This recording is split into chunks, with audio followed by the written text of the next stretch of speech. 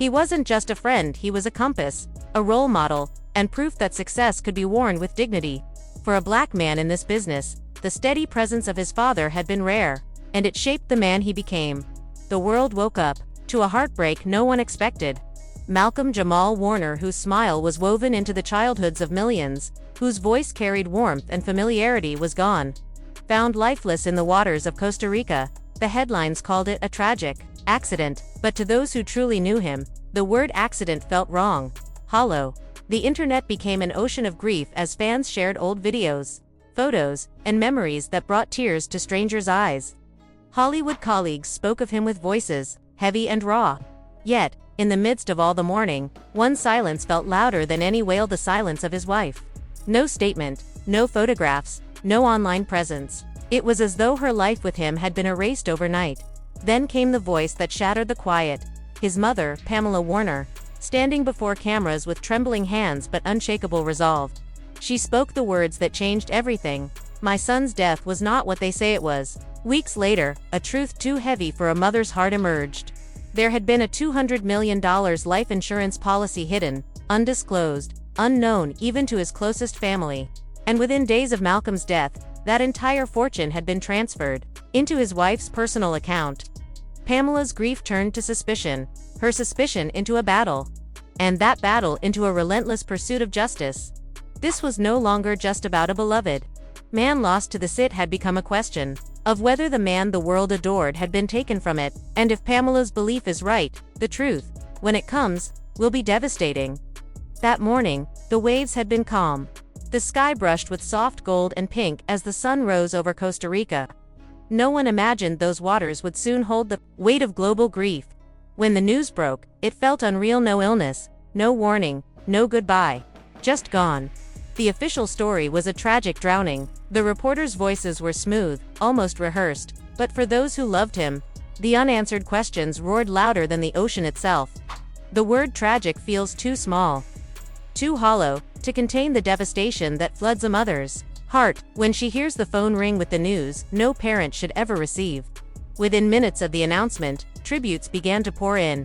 Fans shared old photographs and grainy clips, stories of chance encounters, and memories of how he had made them feel seen, valued, and human. Actors and artists who had once stood beside him on set spoke through broken voices, their eyes glassy, their sentences collapsing under the weight of grief. Online, his memory became sacred ground. Every post felt soaked in sorrow, every comment, a candle in a digital vigil. And yet, within that sea of mourning, there was a strange void and absence that felt louder than any sob. His wife, she was nowhere to be found. Not holding Pamela's hand, not speaking to the fans, not even requesting privacy.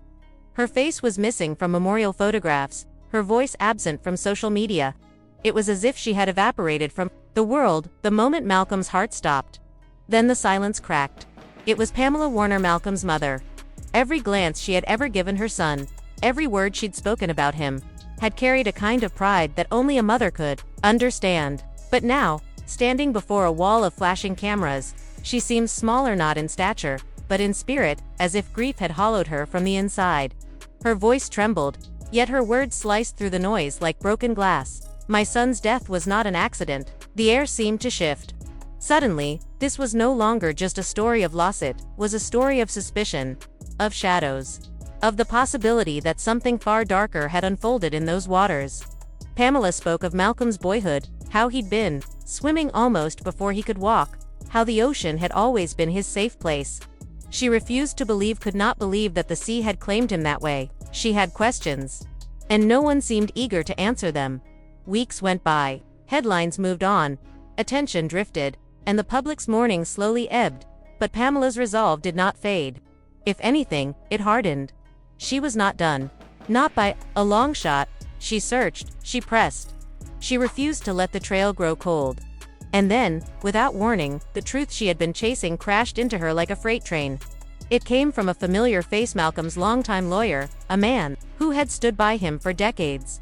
His voice was measured, but the words were shattering. There was a life insurance policy, $200 million, hidden from the public, hidden from her. The number was so staggering it didn't sound real, more like a plot twist from a film than the details of her own son's life.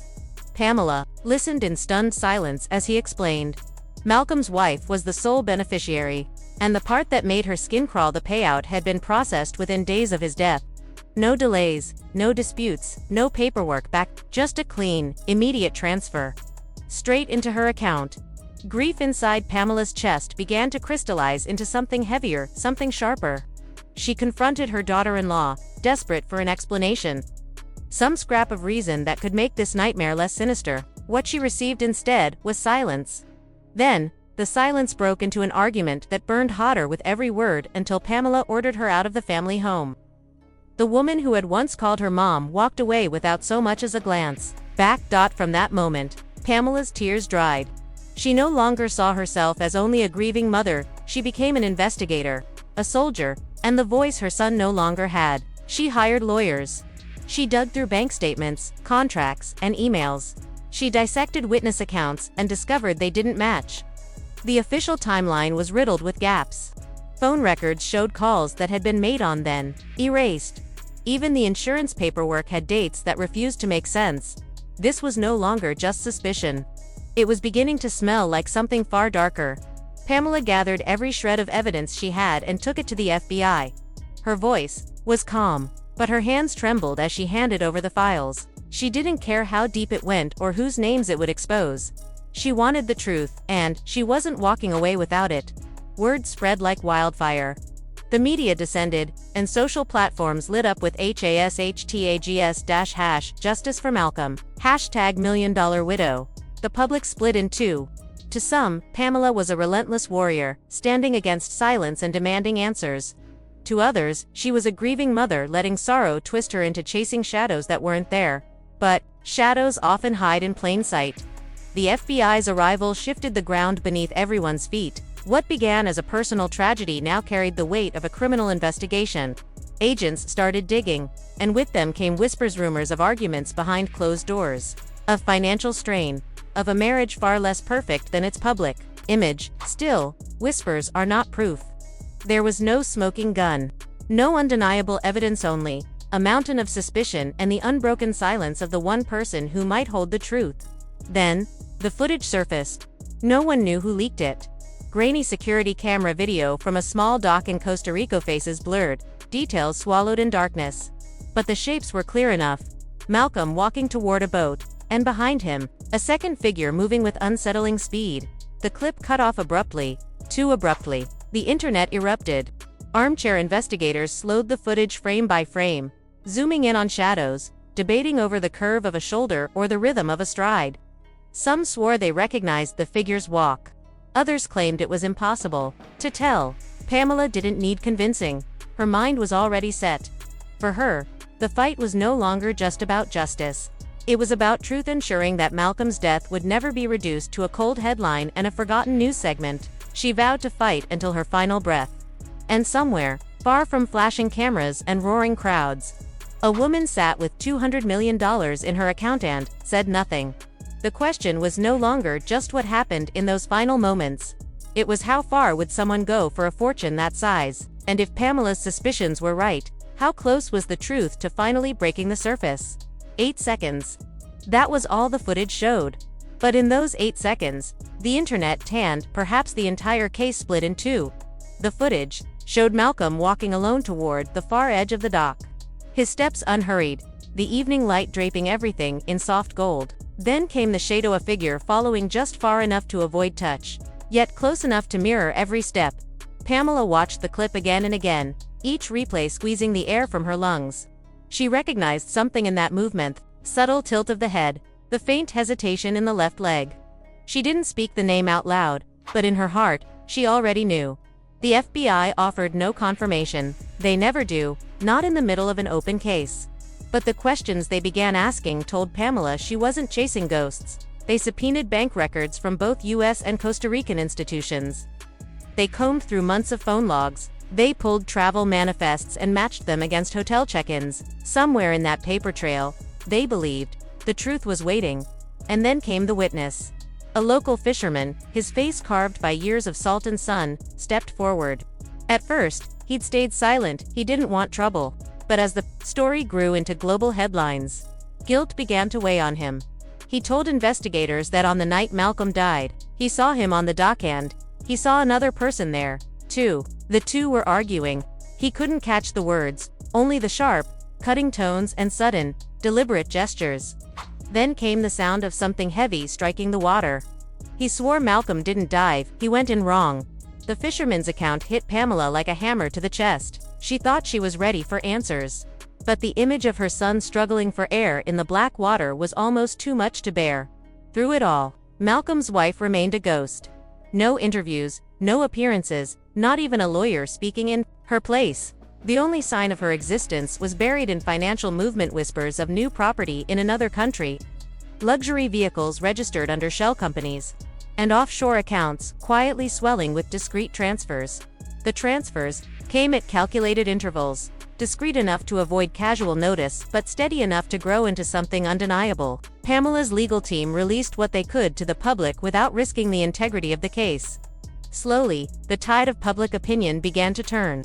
The woman once mourned as a grieving widow was now branded online as the widow, a name dripping with accusation. Social media turned merciless. Every post about her bled with venom, wild theories, and unfiltered rage. But behind those headlines and hashtags, Pamela sat alone at her kitchen table late at night, surrounded by photographs of her son. Sometimes, she'd press play on old voicemails just to hear his laugh. Each time she did, the grief inside her hardened into resolve. This was no longer about suspicion, it was about truth. If the world was wrong, she would prove it, and if the world was right, she would still see justice done for Malcolm. Then the FBI uncovered another crack in the story, the life insurance policy itself. It hadn't existed for decades. In fact, it was signed and finalized just 18 months before Malcolm's death, and the detail that set off alarms. The monthly premiums hadn't come from Malcolm's account, they were paid by his wife. On paper, it could be read as devotioner, wife ensuring her husband's future was secure. But in the shadow of everything else, it painted a far more troubling picture. The timeline was beginning to take shape. A marriage reportedly strained. Friends whispering off the record about arguments over money, time apart, and eroding trust. Then came the policy. Then came the trips to Costa Rica. Then, the sudden desire to spend more time away. Pamela found herself replaying every holiday, gathering where tension crackled just beneath the surface, every phone call where Malcolm's voice sounded distant. She had once believed it was simply the grind of fame, the exhaustion of constant work. Now, she feared it had been something much darker taking root.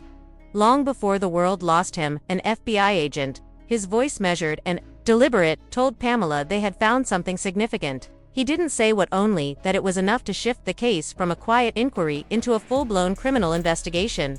The words made her knees weaken. Part of her wanted to demand the truth right then and there. Another part wanted to run from it, to cling to the version of events where her son's death was nothing more than a cruel accident. But there was no turning back now. Leaks to the press hinted at what might be coming. Travel records showed Malcolm's wife leaving the country less than 48 hours after his death. Security footage placed her at a bank in another city the very next day. And there were whispers, dark, persistent whispers about a private investigator who had been following Malcolm in the weeks before he died. The media firestorm ignited again. Every network took the story, each twisting it into their own narrative. Some framed Pamela as the unbreakable mother taking on a dangerous conspiracy. Others suggested grief had clouded her judgment, but as more facts surfaced, the cracks in the official story became harder to ignore. Still, the question that mattered most hung unanswered in the air. What happened on that dock? Then came the messages. Strangers reached out claiming to have information. Most were hoaxes. Some were opportunists chasing their moment in the spotlight. But just a few felt real. One came with a photograph that it was grainy, but clear enough to show Malcolm and his wife locked in what appeared to be a heated exchange, just hours before his death. Pamela stared at that image until her vision blurred. She didn't know if it was the smoking gun, but she knew one thing: the Malcolm in that picture didn't look like a man preparing for a quiet evening by the water. He looked like someone standing at the edge of something he could not escape. The FBI's case continued to grow, quietly but methodically. Pamela wasn't privy to every detail, but she could feel the weight shifting. She could feel them getting closer. And somewhere far from the flash of cameras and the storm of questions, a woman sat on $200 million, her every move monitored, her every step recorded. Pamela knew the truth had a way of clawing its way to the surface. no matter how deep someone tried to bury it. What she didn't know was whether that moment would bring her peace or shatter her all over again. Because justice doesn't always come with closure. Sometimes it comes with a revelation so devastating that even winning feels like losing. Pamela was about to find out which one it would be. Rain clouds hung heavy outside as Pamela sat in her living room, clutching the sweater Malcolm always wore when he visited. The TV flickered in front of her. Mooded, she couldn't stomach the endless speculation anymore. Then her phone rang. It wasn't the FBI. It wasn't a reporter. It was one of Malcolm's oldest friends, his voice trembling so violently she could barely make out the words. They're about to announce it. Turn on the news. Pamela's heart began to pound so hard she felt it in her throat. She reached for the remote and turned up the volume just as the anchor's expression shifted into that careful, grave tone reserved for national tragedies. The FBI has officially ruled Malcolm Jamal Warner's death a homicide, and has named his wife as the prime suspect. The air seemed to vanish from the room. Pamela's hands went cold. Prime suspect. The words echoed in her head, over and over. She had suspected it. She had fought for this moment, but hearing it confirmed didn't feel like victory, it felt like a wound tearing open all over again. The anchor continued, the details spilling out in slow, deliberate fragments, each one cutting deeper. Surveillance footage from the docks. Security camera showed Malcolm's wife arriving just minutes before he walked toward the water. Audio, enhanced from a nearby microphone, captured jagged pieces of an argument: money, freedom, words thrown like knives. Then came the moment that silenced the entire broadcast. A push. Not a stumble. Not an accident. A deliberate shove. Malcolm hit the water, and instead of diving in after him, she stood there, watching. The footage was grainy, the sound distorted, but the truth in its shape was unmistakable. The FBI stated she never called for help, never reached for him. Within 2 minutes of his fall, she had walked away, leaving the dock entirely. Pamela covered her mouth as tears spilled uncontrollably. The image of her son's final moments struggling, calling out into the dark burned itself into her soul. The anchor's voice pressed on, now moving to the financial evidence. Investigators revealed that within 48 hours of Malcolm's death, his wife accessed offshore accounts, purchased property under an alias, and began transferring funds from the $200 million life insurance payout. The policy, they said, had been arranged and paid for solely by her in the year and a half before his death. Pamela thought back to the day she confronted her. She remembered the coldness in her eyes, the way she packed her belongings without a single tear. Now, it all made sense. She hadn't been grieving, she had been securing her escape. And now the world knew it too. The internet reacted instantly. Hashtags trended worldwide. Hashtag Justice for Malcolm exploded across every platform, bigger than before. Videos of Malcolm laughing in interviews and hugging fans played alongside grim clips from the news conference. People cried on live streams. Strangers sent Pamela messages urging her to keep fighting, to bring his killer down. But amid the chaos, Pamela felt no joy, no relief. The truth being public didn't bring her son back. It didn't erase the lonely terror of his final breath. Justice was still miles away, buried in courtrooms and tangled in procedures. The FBI issued a warrant for her arrest, but reports claimed she had been last seen boarding a private jet days earlier. Authorities believed she'd fled to a country without an extradition treaty, with $200 million at her disposal. She could disappear for years. Pamela stepped before the cameras again, her voice shaking but fierce. My son did not die in vain. I will spend every last day I have on this earth hunting the person who took him from us. Money can run out. Hiding places can be found. But a mother's fight, that never ends. The public watched as this grieving mother transformed into a force of pure will. She hired her own investigators to work alongside the FBI. She contacted international media, pushing Malcolm's story into every corner of the globe. And yet, when the cameras were gone and the house fell silent, Pamela would hold Malcolm's sweater close and whisper the same thing into its fabric, over and over. I'm sorry I wasn't there. Then came one final twist. An anonymous source leaked an email exchange between Malcolm and a close friend, written just 2 weeks before his death. In it, Malcolm wrote, "Something feels wrong.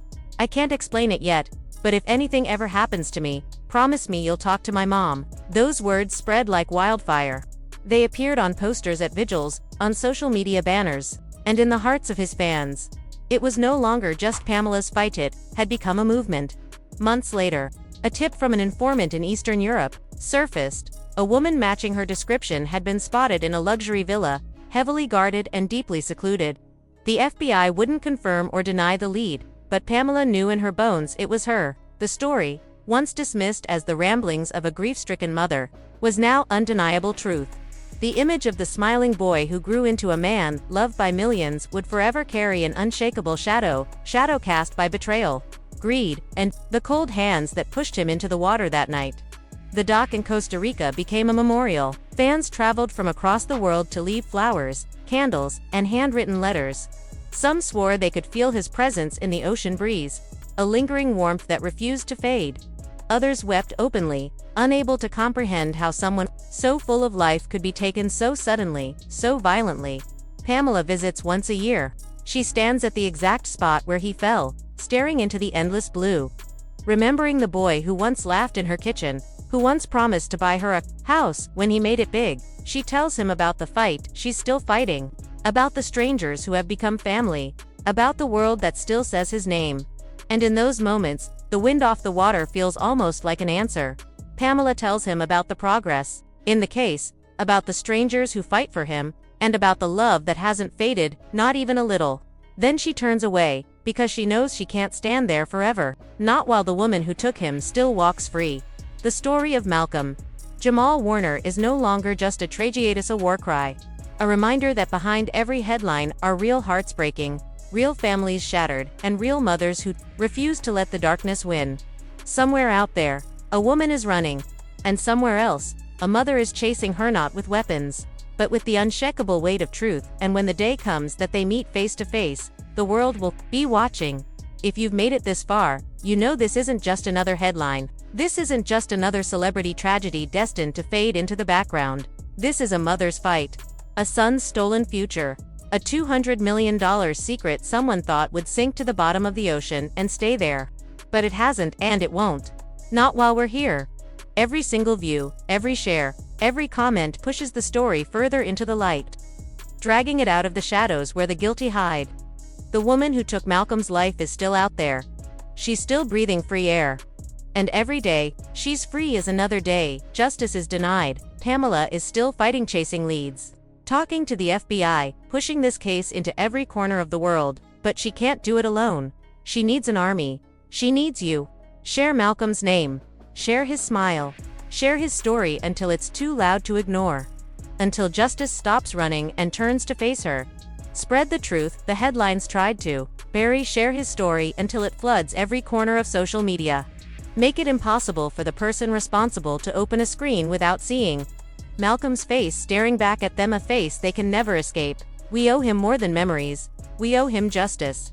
We owe him an ending where love triumphs over greed, where truth crushes lies. Don't let this fade into the noise. Don't scroll past and forget. Stand with Pamela. Stand with every mother who has buried a child and been forced to battle a system that moves too slowly. Because when the day comes, and it will, when justice finally arrives, you'll be able to say, I was part of the fight. Malcolm's story isn't finished. Let's write the ending together.